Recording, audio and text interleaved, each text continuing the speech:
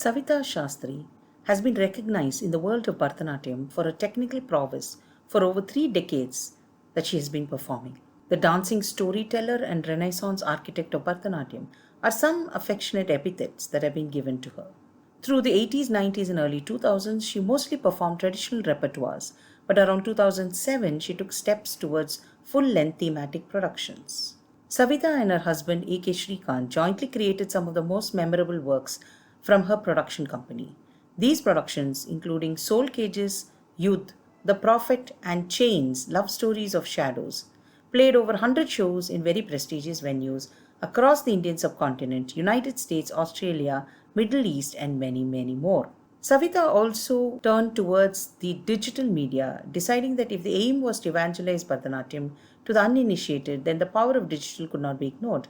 Between 2018 and 19, her productions that had been made for stage were now recreated as dance films. They have traversed over multitude of genre: philosophy, comedy, love stories, intense human dramas, etc. Her first full-length feature film, A Song for Erisha, is slated for release later this year and has also won her the Best Actress Award at the prestigious Royal Society of Television and Motion Pictures at the Tagore International Film Festival. She is also extremely involved with a group she has created for dancers titled The Inner Circle, where she posts videos on choreography, productions, and physical fitness for dancers. Mridula Anand, a student of Padma Shri Sudharani Raghupati, has been performing and teaching Bharatanatyam both in India and abroad.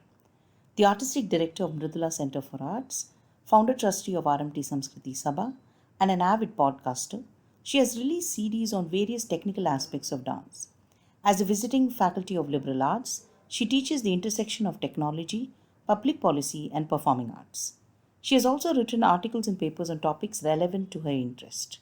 She learned music under Kalaimamani Rajalakshmi Santanam and has continued a passion for teaching through specially curated programs like Mrid Yoga and Prenatyam. A graduate in science from Stanford University, she currently curates learning and development at a leading business school. A decorated artist, she continues to create and promote both in person and online platforms for artists in India and abroad. Welcome to this episode of Samvadanam. I'm incredibly excited to be talking to not only a fellow dancer but a fellow scientist, Savitha, and we're going to be talking about a lot of very interesting, issues that might face dancers, but also try and bring a scientific bent to it. So, Savitha, first of all, thank you so much for taking time off and sharing whatever your thoughts are with us today. It's absolutely my pleasure, Mridula, to be with you and with your audience and bring a perspective that is mine, that I've discovered through trial and error, and I'm happy to be able to share this on your platform. Thank you. Thank you so much for your kindness. And I'm going to start off with, some things that we've been actually discussing, but I want to bring it out into a forum. So we have a changing body. We live in a changing body. And I really want to check and understand and perhaps, pick your brains on this. How does menopause, affect stamina, flexibility, physical readiness, specifically in dancers? So if I could just, for the viewers, very briefly talk about what age groups are we referring to by Absolutely. the term menopause. So what is menopause? Menopause is literally one day.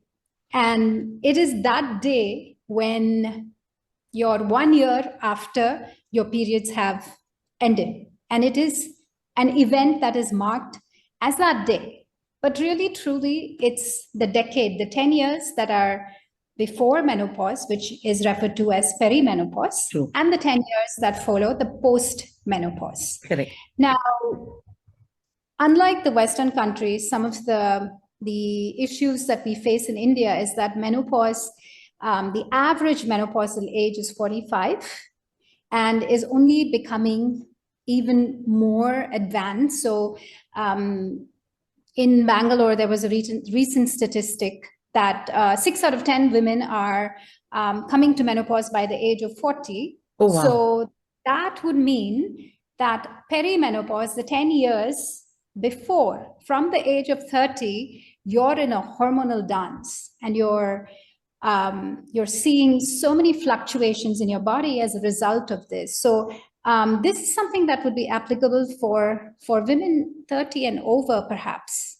and well into, the decade after menopause. So it could be all the way, until your 50s or even 60s, depending on when menopause sets in. So having defined that, this word stamina, it almost seems like, that is what dancers crave more than anything. When I meet dancers of any age, the first thing they tell me that if they could rewire, it's stamina. So very loosely speaking of stamina, it is what allows you to have endurance, to be able to last through a performance. And when you look at the other term that you use, flexibility, in dance, it might be to be able to bend your body in the manner that you wish for it. And physical readiness is probably a combination of power, strength, the ability to accelerate, to be able to do speed work, to be able to turn, to jump, all of those things. And looking at how perimenopause, the years before menopause, and menopause itself affects all of these parameters is very interesting. Unfortunately, we're starting with a question for which I have to be the harbinger of bad news. Oh. All of these factors are hit really badly because of the hormonal fluctuations. So when you are in your perimenopausal years, your sex hormones as a female, all of them are undergoing many, many kinds of ups and downs and swings. True. And in the years after menopause sets in, these sex hormones, estrogen and progesterone especially, estrogen is going to dip down, and both of these are going to basically flatline. There's a little bit of progesterone which is produced by the brain and maybe helps you, in a very minor way. But overall, your sex hormones have depleted. So given that your stamina, your flexibility, your physical readiness, all of those are taking a hit, let's talk a little bit about how these manifest in dance and why it is so. So what you're looking at in terms of decrease in stamina might be that you're just getting winded, you're getting breathless, you're not able to last through a whole performance.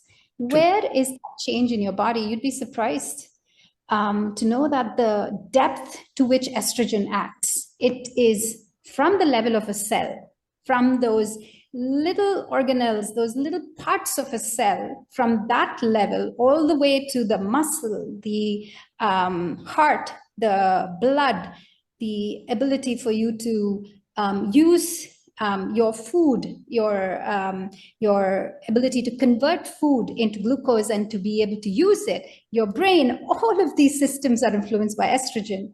And therefore, when estrogen takes a dive, all of these systems take a dive, and you start seeing results in a dip in your stamina.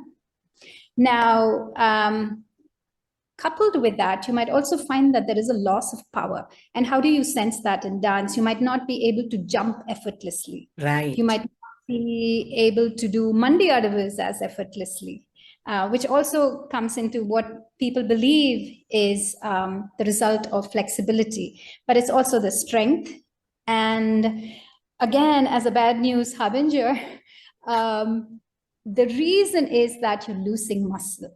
You're losing tissue that makes up your muscle.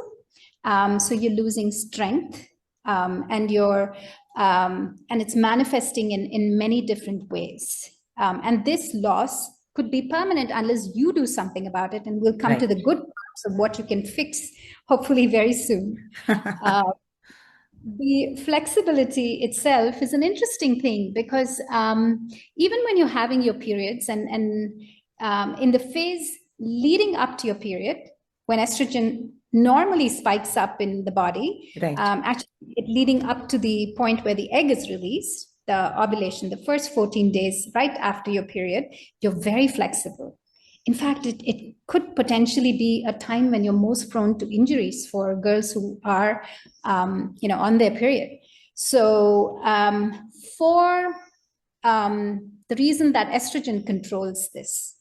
Now, the other hormone is also very influential. And so after menopause, when both of these hormones have sort of died down or reduced minimally in the case of progesterone, you're very susceptible to injuries. You experience bone loss because that is, again, something that estrogen controls. And your ligaments and your tendons are also affected. And therefore, especially your shoulder joint and your hips, these are very, and your knees are very susceptible as women, as female athletes, as we are as dancers. The other issues apart from this is that your metabolism is slowing down. Right. So you might as weight gain, as that, nice little belly fat. Yeah, yeah. Not something that that you developed because you're suddenly eating a lot of food. It's just that your metabolism has changed, and there's a reason for why it accumulates in the belly, and it has to do with your insulin sensitivity and your cortisols and things that are really truly in your biology that is beyond what is in the normal sphere of control. Not that you can't do something about it, and we'll again talk about it. I want to say that, of course, sleep is a big thing that gets hit. And so recovery gets hit. Your inflammation goes up. So recovery is very important for us as dancers. And that's what, the way it manifests is, oh, I'm just feeling tired today. I just don't feel like I want to go dance. Absolutely. And that could be really tied into your recovery. That you just didn't recover as you used to recover. And so every performance seems to take a toll out of you. And suddenly you find, this is something that I've noticed, Mridula, is dancers disappear.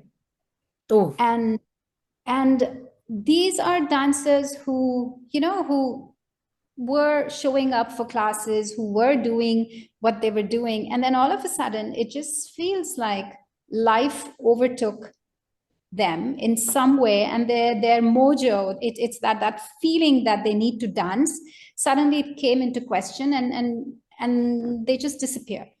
And that leaking or ebbing away of that mojo is also related to what's happening in the brain because of loss of estrogen.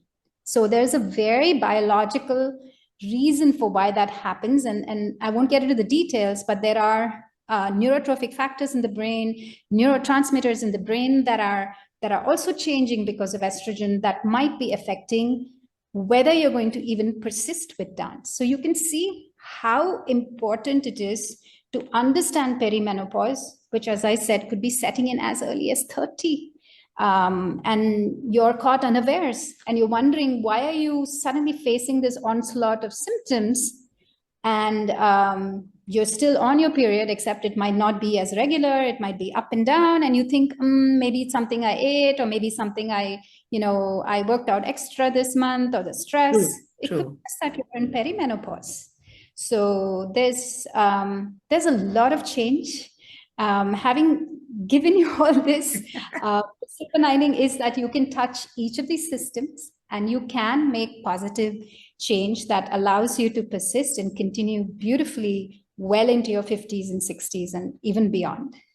That's lovely. I resonate so much with it, because I need to tell you all of those points you mentioned, and they're not harbingers of sad news. Actually, they're really true facts, right?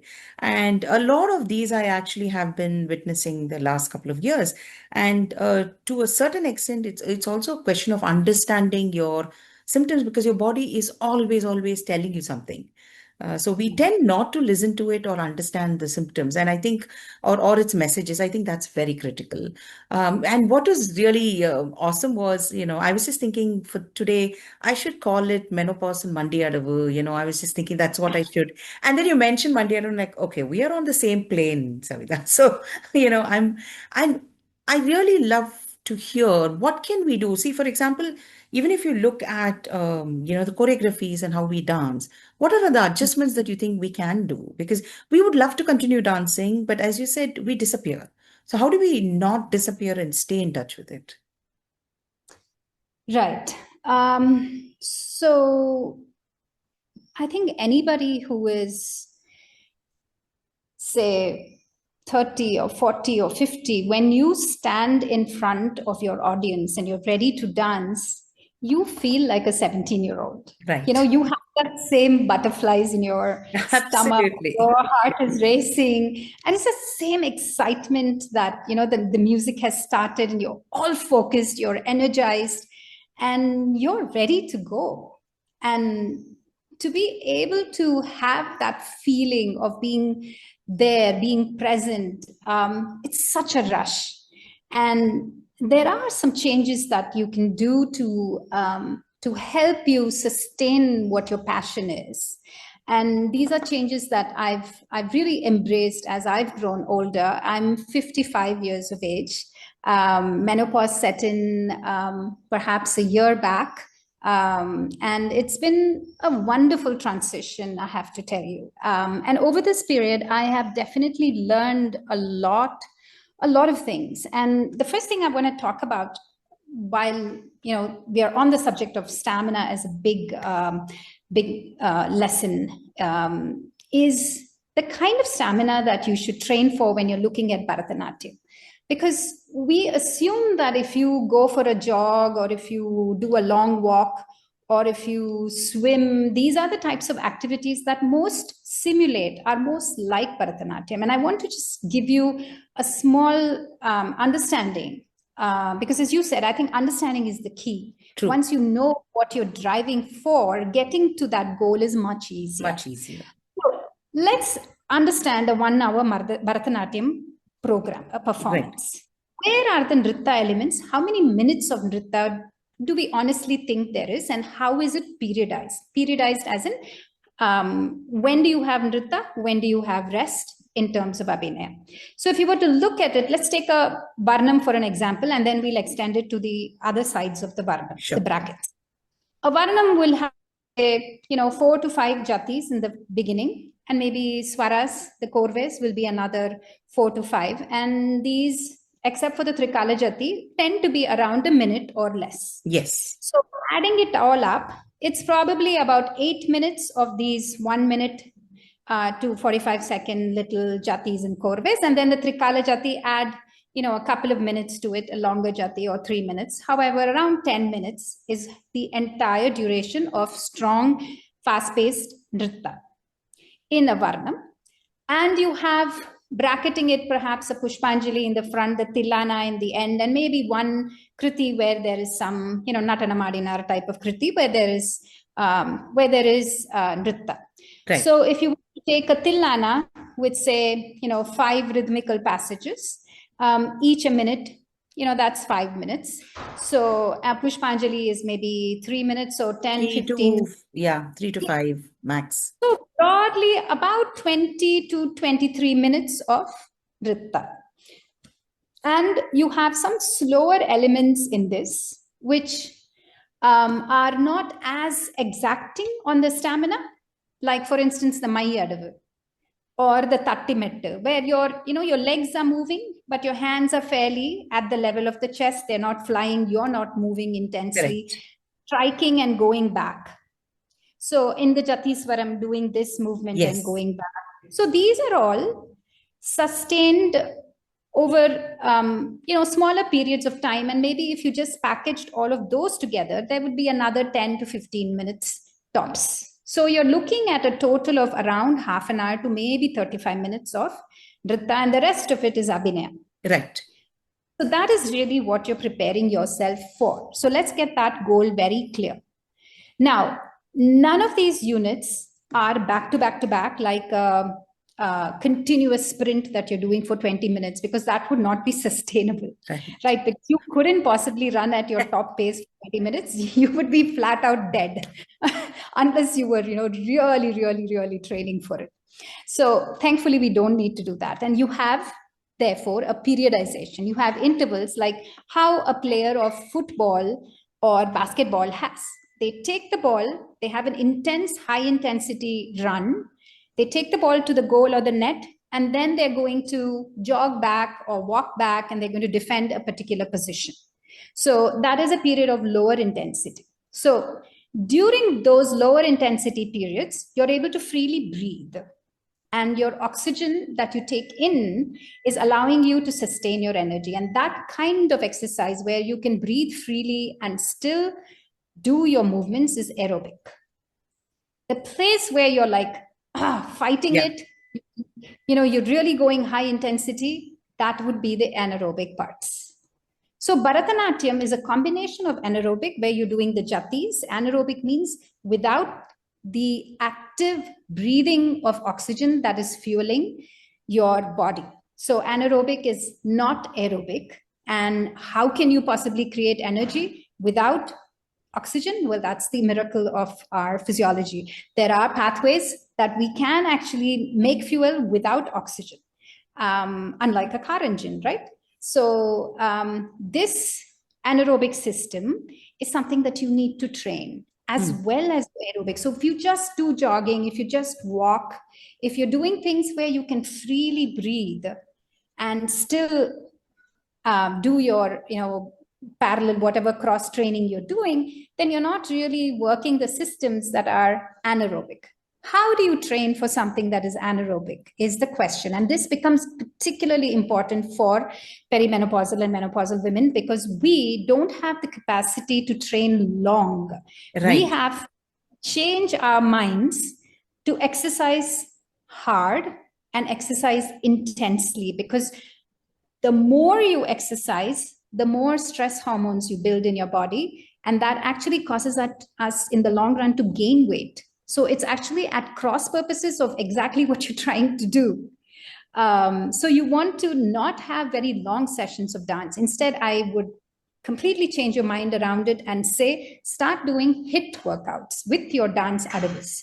What is a HIIT workout? It's high intensity interval training. Right. And the tools that really work well for menopausal women, perimenopausal women, is anything that is 30 seconds or less for the work interval. So you want to do speed, 20 seconds, followed by, say, 10 seconds of break, where you just go maybe grab water or just walk around twice around your room, come back, repeat your 20-second, a different set of third speed, and then rest for 10 seconds. So you would repeat this over and over 8 times.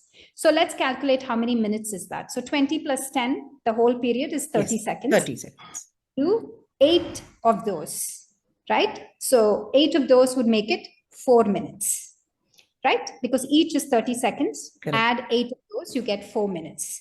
So you do 4 minutes of this is one cycle. And then you take a minute break. Again, your breaks have to be active in the sense that you just walk around, you drink water, and sit down, that's all. And you repeat this entire cycle 4 times. So that would be 20 minutes. That's all it is. In 20 minutes, you are done with your high intensity interval training. And that is more than sufficient. So what do you do after 20 minutes? It's up to you. You can pack up and go home, as I call it. I have they normally say in gyms, there are these little motivational posters that say, go hard or go home. I am like, go hard and go home. Go home. And go home. Just go hard for 20 minutes and go home. So that's all you need to do if you're, strapped for time. 20 minutes in the morning. Of course, please warm up, because again, menopausal body doesn't like to just wake up and go. There are specific sets of warm-ups that you need to do for your body before you start doing third speed adavus. 10 minutes of warm-up and activation, and cool down. Cool down, you can just do some stretches. Yoga stretches are great. However you decide you want to cool down your body after it. So this is some modification that is a modification that really works for menopausal women. I've adapted it. Yes, I tweak it for increasing my base. And what I mean by that is, if I want to have longer performances, or I have a film shoot where I need to sustain for a long time, then I change my how I train. But that's for another day. This is really enough for most women. 99% women, this kind of schedule is good. And if you want to throw in a long interval, great. Only thing you need to modify, instead of doing 20-second, 10-second, do a 3-minute and 1 minute. So you're working for 3 minutes, middle pace, slow to middle, and then 1 minute is rest. And then same thing, you do it over 4 iterations of it. So that is a long interval. You can throw in 1 long interval and 2 short intervals in a week, alternate days, and that's sufficient. So this is how I would approach anything with energy and stamina. Of course, strongly advise menopausal women to consider anybody after the age of 30 to definitely consider strength training. And by strength training, I mean you are lifting weights or you're resisting body weight with something, bands or actual dumbbells, and that is the only way. Remember, I said that you lose muscle because estrogen comes down. The only way to put muscle back on your body is to challenge it by lifting. So that muscle can come back if you challenge it when you lift weights and your bones to prevent osteoporosis. That's again something that you want to be able to lift. The good news with dance, and I know there is this word that I see being thrown about a lot, plyometrics, which is like you jump. I don't do plyometrics because I find that I jump like crazy when I dance. I jump in multi-directional, they tell you jump here, there. I'm like jumping in all different directions. I've never felt the need for plyometrics, but I've felt the need for strength. So that is definitely something that you want to do. And finally, I want to talk a little bit about the brain with choreography. I would strongly suggest, if you're choreographing, to do it when your mind is fresh and to map it, to mind map it before you even go to the studio, because one huge change that comes up as you're getting perimenopausal and menopausal, especially perimenopausal, 30 to 40, there's a lot of brain fog. Oh, absolutely. Everything is misty. What I mean by that is you suddenly blank out. You might get forgetful. You might think you had an idea, and then you come to the floor and then it's like, wait, I am sure I had something in my head. What was it that I was thinking, Yes. I have been told that 10 years after menopause sets in, the brain fog goes away. I'm waiting for it. I still have a ways to go, but fingers crossed. But even my son tells me after a hard day in the gym, he gets brain fog. So it's not just the menopause, it's like everyone. No. No, I think it depends on how hard you work as well. Yeah, that's true. So definitely for things where you need to use your brain, like choreography, do it when you're fresh and map it in your space when you're just sitting at home or just listening to music, where you're not dealing with having to practice that movement over and over again, to just bring it into a different sphere, so you see the gaps and you see the vision of the choreography more clearly, without the studio there to force you to do the movement. I think that's very important. These are changes that I've made, and I've really seen a difference. No, these are very helpful. I mean, they're practical, solutions, right? But we've been talking about the physical aspect of it. So I just sort of wanted to go into the hormones play such a huge role, not only physically, but emotionally as well. So, have you noticed shifts in emotional responses during this phase? And is there something that we need to keep in mind? Or is there some way we can work around it? Something along those lines? Absolutely. It's a roller coaster of emotions. There's definitely an attenuation, a decrease in the ability to handle stress. And this stress as dancers is physical, it's emotional, just balancing so many different factors into image, into self-assessments, all of those kinds of stresses that come about. Could be financial, could be just toggling home and everything else, home front and everything else. It's just overall a diminishing ability to handle stress. Definitely something that is again connected with the fall of estrogen. the cortisol, our stress hormones, are increasing.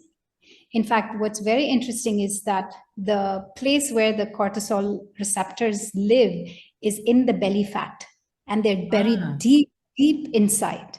So this is something that, as you know, you put on belly fat, and you store that stress very deep within your core. So that, having said, there are also changes in the brain because of estrogen, anxiety, depression, this looping of thoughts that, once you get into that cycle, it's almost like iterative. It's the same thoughts that are going over and over again. Right. And you feel like you're a victim in that cycle. So this is another very typical hallmark of something that happens in the perimenopausal and menopausal phases, compounded by the fact that you don't understand. Like today, there was somebody that I came across that said, I didn't sleep last night. And my thought was immediately perimenopausal. And you could see what that triggered. It triggers fear. It triggers this anxiousness of, what if I don't sleep tomorrow? I've got to go to work. True. There's just this cascade of thoughts that, just take off from there, and it just makes it a downer. Even when there's something to look forward to, you just, these thoughts keep cycling through. And these are all things that unfortunately are coded in the biology of how the hormones fluctuate and what happens. And given the fact that we are women and we have body image issues, even otherwise, as dancers, you have to wear that same costume that you wore in terms of the styling of it when you were 17. And I'll tell you, there are parts of it that don't flatter a more mature. There's definitely, it wasn't stitched with that intent. So there is definitely all those, questions of body image that are popping, that are adding to this. Anger is also another issue that does come up with the same loss of control. So the hormones are doing a lot off stage. And on stage, or in my case on film, my film shoots are very long, very, once it starts, it could go on for a month. And for me, given that I'm also on the project managing my crew as well as dancing in it, acting in it. So while I'm very focused, while I am, giving my 110%, waking up before anybody else, doing all of that, there is definitely a price I'm paying for it. And it is that complete nervous wreck that I become. Right. At the end, 10 days, I'm just wondering what is going to drive me up in the morning. And it's not that the purposes are not there. It's not that I don't know why I do it. But when you are in that state of complete exhaustion, and your body and your mind and your spirit don't know how to handle the demands, because the biology is against you at this stage. Correct. You need someone to virtually like push you and say, wake up from where you are. You don't want to go to that place, because then once you question, why am I here? Why am I doing it? It's a spiral. It's a complete spiral. Yeah, you just need to stop. Just take a deep breath and just say, okay, I'll think about this when I'm a little recovered. Yes. Because that is the only place where you can have a straight thought. When you're extremely tired, don't make life decisions when you're menopausal, perimenopausal. It never works. Absolutely. I think if it holds in general, but definitely when you're perimenopausal and menopausal. And, I don't even want to get into this conversation of how do we set up these environments, because by now there A, should not be any taboo in discussing any of these, and B, there should be systems that understand what we're going through. So I am going to ask you, what can you tell younger dancers about preparing for and embracing wholeheartedly this particular phase? If you were to tell them in, say, a couple of lines, like 2 lines, what would you tell them, or 3 lines? What would you tell them that really makes it hit home? I have to give the example of this runners. There are these 100-kilometer runners that I was telling you about. And what they found is that the long distance runners, really long distance runners, peaked at the age of 27 years. And they start ascending. So if it's a peak is here at 27, when does it start going up? It starts going up at 19. So it does the upward rise, and it goes up here where they're at their maximum ability the best, to perform. yes. And so the researchers said, okay, how long does it take for the body to come from here, 27, back to 19, the ability of a 19-year-old as you age? Correct. And what they found was remarkable, that you come down, it doesn't just take you like, a decade or anything even close. It takes you until the age of 64. My God. Unbelievable. That is something that I've still not wrapped my mind around. Yes, you have a long time before your ability in a 100-kilometer race, 64 years before you match what a 19-year-old is able to do. Given, of course, it's an endurance event and you do get better with age. But the point that I would leave a younger dancer thinking about this is you do have time to achieve those goals that you had set out. There is no reason to fret, to assume that I've got to get everything done. Instead, Right. if you focus on getting your body to a place where it can sustain itself, can blossom and grow and be able to do this for a long time. And so what would those be? Those are the kinds of things that would help you get to that end point, keeping your bones and muscles intact, keeping your spirit alive. So, simple things like meditation would be really an asset that becomes very valuable later in life, to be able to do strength training, to be able to look at your body and understand it. For instance, there are young people who will come up to me and say, I don't have stamina. And the first thing I'll say is, do you know how it works? Do you know that if your muscle temperature goes up, and it normally does in exercise, it goes up to 102 degrees Fahrenheit, which is like a fever in your muscle, right? But that's what normally happens. And your core temperature goes up to, that's when your muscle temperature goes up to 102 is when you start feeling fatigue. When your core temperature goes up to 104 or 105, you're done. So if you work out on a hot day, you're going to feel fatigue. If you are not prepared for the first 2 minutes of when you exercise, when you have something called oxygen deficit, where you naturally can't breathe fast enough, and you're just saying, I'm just exhausted, and you keep cycling yourself through that same, I cannot, then you'll never get to the can. And I really, really, truly believe the question should not be, why is it that you're still dancing at this dash age? The question should be, why are you not dancing if that's your passion? And I really want the young ones to propel to that. That is such a lovely, lovely thought. And I'm sure there are hours we can talk with you, Savitha, because there's just so many things that we can literally pick your brains on. And it's a lovely discussion because, you're so generous in giving as well. But I would love to thank you. Thank you so much for spending this time absolutely selflessly, sharing whatever has worked for you and what you've seen work for others as well. Because I know at every point of time we take away from conversations and from people. So thank you for that learning that you're sharing right now. Oh, most certainly. And I think the young ones have a lot that I could learn from them too. Constantly, there's so many sources of education, information, and learning. And even in the course of this conversation, you and I've had to think on so many aspects of it. So thank you for bringing me to address some of these concepts more.